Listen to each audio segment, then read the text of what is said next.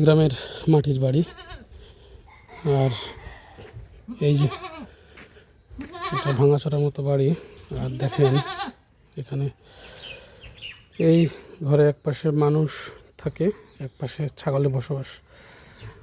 একটা, দুইটা, তিনটা, চারটা ছাগল। আর ছাগলে খাচ্ছে। এখানে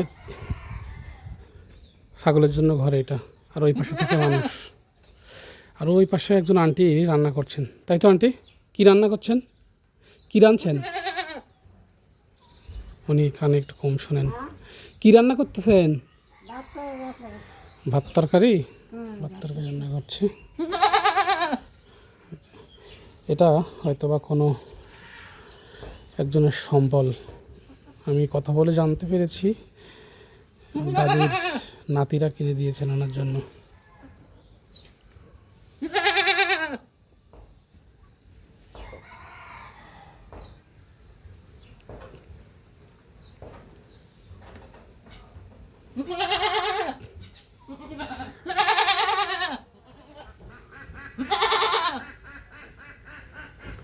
জরাজীর্ণ গাজীপুরের এই বাড়ি।